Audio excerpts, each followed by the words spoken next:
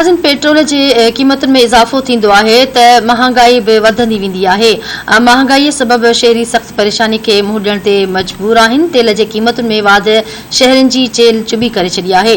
दुकानदारनि आम वाहिपे जे शयुनि जा अघ वधाए छॾिया आहिनि। लाहौर में दुकानदारनि प्राइस लिस्ट हटाए छॾी आहे। मेवा भाॼियूं 20 खां 30 रुपया किलो महांगा थी विया आहिनि।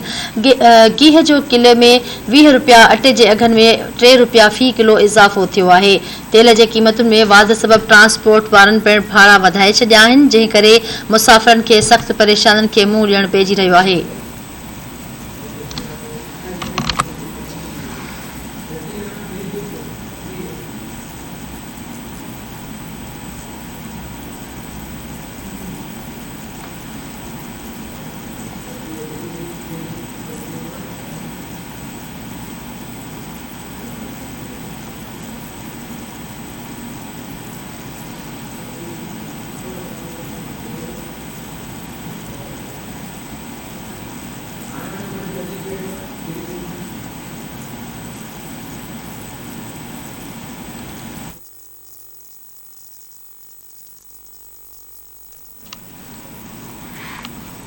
गाज़ी अहमद वेझो नौजवान गुरबत खां तंग अची पाण मथां पिस्टल जा फायर करे आपघात करे छॾियो आहे।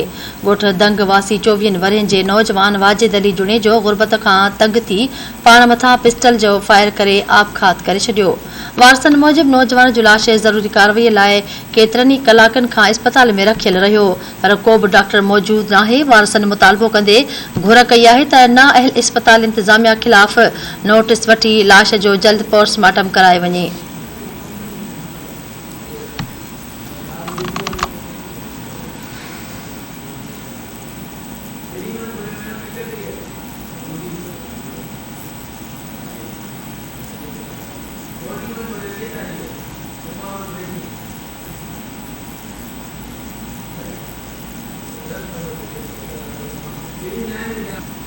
खबर शामिल कंदालू। आदिलपुर वेझो रात देर सां घर में घिड़ी चोरी करण दौरान ॻोठाणनि जे फायरिंग में नामालूम चोर मारिजी वियो आहे। संदसि साथी फरार थी विया। ॻोठ अदलू सोलंगी में पोरित अख्तर अली सोलंगी जे घर मां नामालूम चोर बकरियूं चोरी करे फरार थी रहिया हुआ त ॻोठाणनि ऐं चोरनि पारां हिक ॿिए मथां फायरिंग कई वई। ॻोठाणनि जे फायरिंग में हिकु चोर मारिजी वियो। ॿिया चोर फायरिंग कंदे मौक़े तां फरार थी विया। इतलाह ते पुलिस वाक़िए वारे हंधि पहुची मारिजी वियल चोर जो लाश खणाए तालका अस्पताल पहुचाए छॾियो। पुलिस जो चवणु आहे त ॻोठाणनि जे फायरिंग में मारिजी वियल चोर जी सुञाणप नाहे थी सघी। वधीक जांच जारी आहे।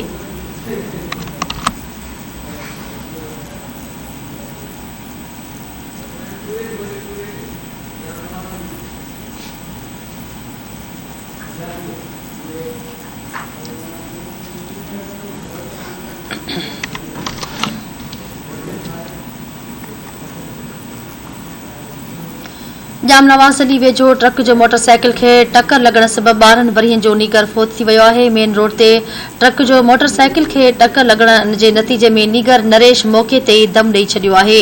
इतलाह ते पुलिस वाक़िए वारे हंधि पहुची फोती नौजवान जो लाश अस्पताल मुंतक़िल करे छॾियो आहे। पुलिस ट्रक ड्राइवर खे गिरफ़्तार करे वरितो आहे, जॾहिं त ट्रक पंहिंजी तहवील में वठी छॾी आहे।